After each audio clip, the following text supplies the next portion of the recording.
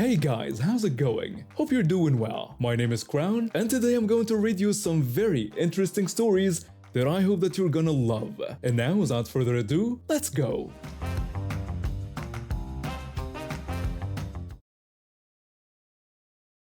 I have a genetic condition that makes my joints break down over time. Think arthritis, but way worse and with constant pain that never goes away. I've had 2 back surgeries trying to fix things, and now I need a cane to walk around without falling over. The cane isn't just any random walking stick either. My best friend made it for me before he passed away. He carved it from cherry wood and put these beautiful Celtic designs all over it. It has a special rubber tip and everything. That cane means everything to me because it's the last thing my friend ever made.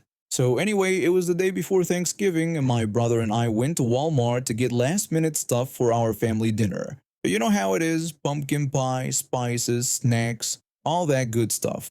My brother was pushing the cart while I walked with my cane. I could have used one of those motorized scooters, but I figure other people need them more than me. Unless I'm having a really bad pain day, I try to walk on my own. We were just minding our own business when this little kid walks up to me. He looked maybe 7 or 8 years old. The kid complimented my cane, calling it a nice stick. I thanked him but corrected him that it was actually a cane, not a stick. Then he asked if he could have it. I smiled at him because he seemed sweet enough. I gently told him that I was sorry, but it wasn't a toy and I needed it to walk. The kid's smile disappeared and he walked away. About 5 minutes later, I heard this really annoying voice behind me calling out to get my attention.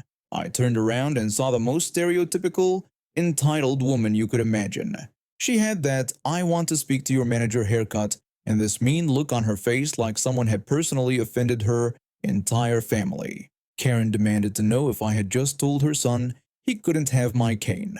I confirmed that yes, that was correct. She immediately accused me of lying, claiming that my cane was just a prop and not a real cane, and ordered me to let her son have it. I tried to stay calm and explain to her that it was actually a specially designed medical cane made specifically for me to help me walk, and that it was crafted by a dear friend. But she cut me off and called me a liar again. She said she had seen medical canes before and knew mine wasn't one, then demanded I hand it over. My brother could see things getting heated, so he took the cart, and I moved to a different aisle to avoid more drama. After a while, my brother found me and said she had left. Maybe 10 minutes later, I felt like a truck hit me from behind. This woman had actually body slammed me and sent me flying into a Christmas display. I was lying there in a pile of fake snow and ornaments, trying not to scream from the pain shooting through my back. Meanwhile, Karen was grabbing for my cane while I was down. My brother wasn't having any of it. He pushed her back into the main aisle and she fell on her butt. Hard. Then the real show started. Karen began screaming at the top of her lungs about how we had assaulted her. I was still on the ground trying to breathe through the pain, but she was putting on this huge performance for everyone walking by. People started gathering around thinking we were the bad guys. A Walmart employee rushed over to check on me while Karen kept yelling. She was demanding that the police arrest us, claiming we had attacked her and calling us horrible men who had assaulted her and her poor child. The Walmart manager and security showed up. I still couldn't talk because the pain was so bad, but my brother explained what really happened. Karen kept changing her story every few minutes, making up new details each time. The police and paramedics arrived to sort everything out. I was finally starting to feel a little better, though my back was killing me. The paramedics were checking me over while Karen continued her meltdown. One of the cops and the security guard went to check the store cameras in the back. When they came back, Karen was still screaming and demanding that they arrest us for what we had supposedly done to her and her boy. The police officer walked over to me on the stretcher and asked if I wanted to press charges. That's when Karen must have realized she was in trouble because she suddenly tried to make a run for it. She just left her kid standing there and bolted for the exit. But security and the cops tackled her in the parking lot before she could get to her car. The manager and the employee who helped me insisted on paying for our groceries. They kept apologizing even though it wasn't their fault at all. Those employees were amazing and handled everything perfectly. I ended up in an ambulance, but medically, I was fine. just a really sore back and bruised ego. When we pulled away from the store, I could still hear Karen screaming from inside the police car, claiming she was the one who had been assaulted and yelling about police brutality. The security footage showed everything. Karen attacking me, her trying to steal my cane, my brother defending me, and then her dramatic performance afterwards. She was charged with assault and attempted theft, while I got a free grocery bill, and a story I'll never forget. Her poor kid ended up with other family members who came to pick him up. I actually felt bad for him having to deal with a mother like that. About 4 years ago, my fiancée was in 2 separate car accidents within 6 months of each other. The first one was a rear-end collision at a red light, and the second was a side impact crash when someone ran a stop sign. Both accidents left her with something called paresthesia neurological. Basically, her nervous system got damaged, and now walking long distances causes her serious pain and numbness in her legs. The thing is, you can't always tell just by looking at her. Some days are better than others, and she doesn't use a wheelchair or crutches, but on bad days, walking from the parking lot to the store entrance can leave her in agony for hours. That's why we have a disabled parking tag and why she uses the motorized scooters when we go shopping. We live in a small Cape Cod town where everyone knows everyone's business. Most people around here are pretty understanding, but there's always that one person who thinks they're the disability police. And unfortunately, we run into them way too often. This particular incident happened on a Tuesday afternoon. We needed to pick up groceries for the week, so I drove us to our usual supermarket. I parked in one of the disabled spots right up front, made sure our parking tag was visible, hanging from the rearview mirror, and got out to help my fiancée. I walked around to the passenger side and opened her door. When she was stepping out, I heard this loud, angry voice behind me. A woman was shouting that we weren't disabled and couldn't park in that disabled parking spot. I turned around to see this woman, probably in her 50s, standing there with her arms crossed. She had that self-righteous look that immediately told me what kind of person we were dealing with. My fiancée looked at me with that tired expression I knew all too well inside. She told me quietly that here we go again. I tried to keep my voice calm and reasonable. I explained to the woman that my fiancé has a disability and we have a valid parking tag. I told her that her condition isn't always obvious to people who don't know her. But Karen wasn't having any of it. She pointed her finger right at me like I was some kind of criminal. She yelled that she had seen me walking just fine and that there was nothing wrong with either of us. She said people like us were the reason actually disabled people couldn't find parking. This woman had apparently been watching us from somewhere and decided she was qualified to diagnose my fiancé's medical condition from a distance. I decided the best approach was to just ignore her and get my fiancé settled on one of the store's motorized scooters. I went into the store, grabbed one of the scooters from the charging station, and brought it out to the car. The whole time Karen was following me around, getting louder and more aggressive. She was screaming about calling the police and claiming this was fraud. She accused me of stealing resources from people who actually needed them. I told her that she should do what she thought she needed to do. I helped my fiancé onto the scooter and we headed into the store to do our shopping. Karen walked off toward her car, presumably to make good on her threat to call the cops. About 20 minutes later, when we were loading our groceries into the car, I saw a police cruiser pull into the parking lot. The officer got out and started walking toward us, with Karen trailing behind him like she'd just solved the crime of the century. Karen was telling the officer that we were fraudulently using disabled parking. She claimed that I had stolen the scooter from inside the store and demanded that he arrest us. The officer walked up to our car and I immediately recognized him. It was Officer Johnson, one of the local cops who my fiancé had gotten to know over the past year. The officer greeted us warmly and asked how we were doing that day. My fiancé smiled from where she was sitting on the scooter and told him she was doing all right and thanked him for asking. Officer Johnson said he wanted to thank her again for the chocolate chip cookies she had dropped off at the station last week. He mentioned that the whole department had demolished them in about 2 hours and that they were the best cookies they'd had in years. Karen stood there with her mouth hanging open. She clearly hadn't expected the cop to know my fiancé personally. let alone be thanking her for baking. My fiance has always been big on supporting our local first responders. She bakes cookies, brownies, and sometimes full meals for the police station and fire department. It's just her way of showing appreciation for the work they do. She doesn't make a big deal about it, but over time, most of the officers and firefighters in town have gotten to know her. Officer Johnson asked if she needed help getting back to the car. My fiancée said that would be great because her legs were acting up that day. The officer helped her transfer from the scooter to the passenger seat of our car, being careful and respectful the whole time. Karen just stood there watching this interaction that completely destroyed her narrative. Officer Johnson turned to Karen with a stern expression. He told her that she needed to move along and stop harassing us. He explained that we were friends of his and that we had every right to use that parking spot and that scooter. Karen stammered that she thought we were doing something wrong. Officer Johnson told her that she had thought wrong. He suggested that next time maybe she should mind her own business instead of bothering people she didn't know anything about. Karen looked like she wanted to crawl under a rock and disappear. She shuffled back to her car, which was parked 3 spots away from us in a regular space. When she drove off, Officer Johnson shook his head. He commented that some people just couldn't help themselves.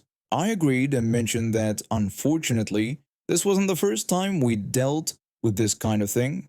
Officer Johnson told us that if it happened again, we should just give them a call, and they'd be happy to sort it out. My fiancée and I thanked him, and he headed back to his patrol car.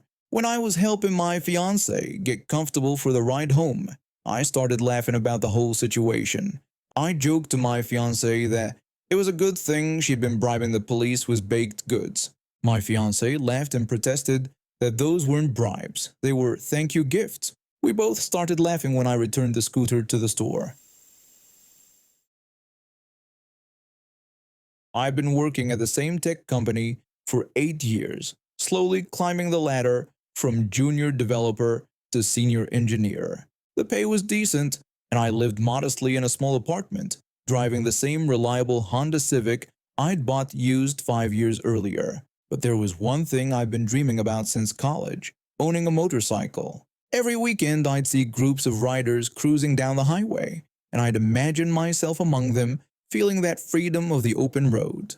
I'd saved up for years, putting away a little money each month in a separate savings account I called my bike fund.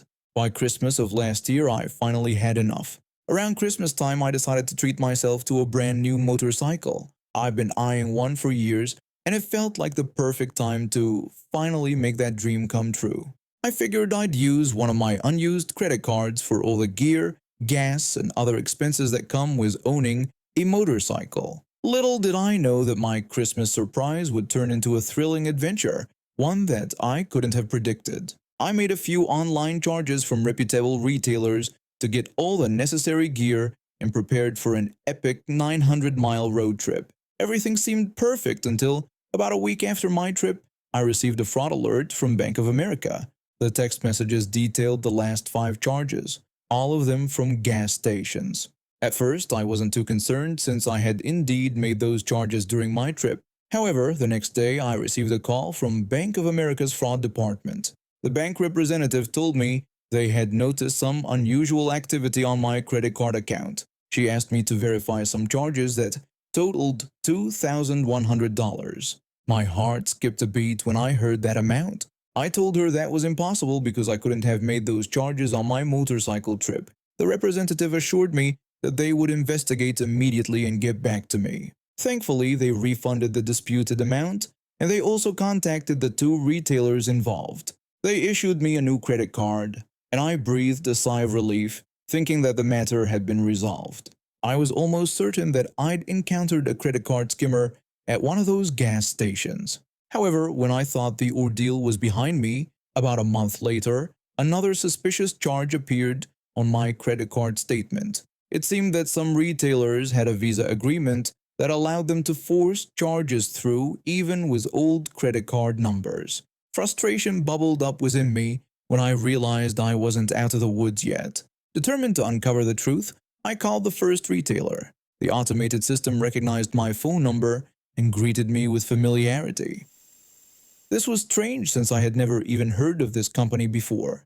It wasn't my name that the automated system addressed, and I had owned my phone number for over 12 years. With a mixture of curiosity and skepticism, I decided to dive deeper. I asked the automated system to provide me with an order history. The date and purchase amount matched exactly what was on my credit card statement. I decided to speak to a live operator to verify the shipping address since I claimed I never received the order. The shipping address turned out to be linked to a specific country importer. This raised further suspicions in my mind. It became apparent that something fishy was going on, but I couldn't quite put my finger on it yet. Then a realization hit me like a bolt of lightning. Skimmers don't have the capability to obtain a phone number from a magnetic strip on a credit card. That narrowed down the list of suspicious transactions to two that I had made over the phone. One was with Geico, and the other was with a motorcycle parts company based out of New Jersey. I decided to call the motorcycle parts company. I didn't beat around the bush and was straightforward with the operator about why I was calling.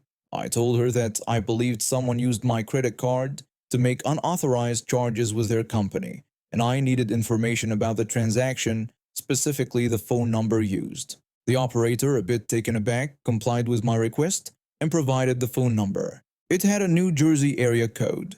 Armed with this new information, I conducted a reverse lookup of the number. Finally, I had a name to connect to the thief. Excitement coursed through me when I continued my investigation.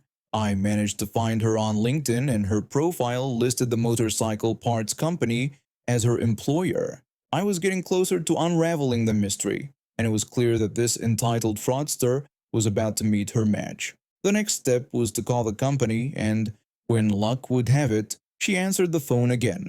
I asked to speak to a manager, but the operator told me that he was conveniently out of town. She took down my callback number and told me she would leave a note for him. I didn't give up easily. The following week I called again, and once again she picked up the phone. This time she told me that the manager was in a meeting.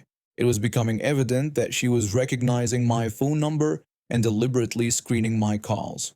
Undeterred, I decided to take a different approach. I obtained a Google Voice number and set my location to Alabama. With my best deep southern accent, I called again around 4 p.m.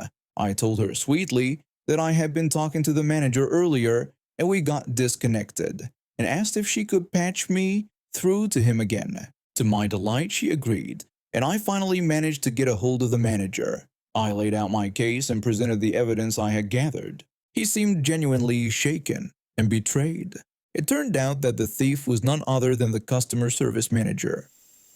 The manager assured me that he would handle this internally and that she wouldn't be a problem anymore. Feeling a sense of triumph, I knew that justice was finally being served. The manager told me that he would let her go the next morning after she confessed to the fraudulent activities. It was a small victory, but one that meant a lot to me. With the internal matter resolved at the motorcycle parts company, I decided it was time to involve the authorities.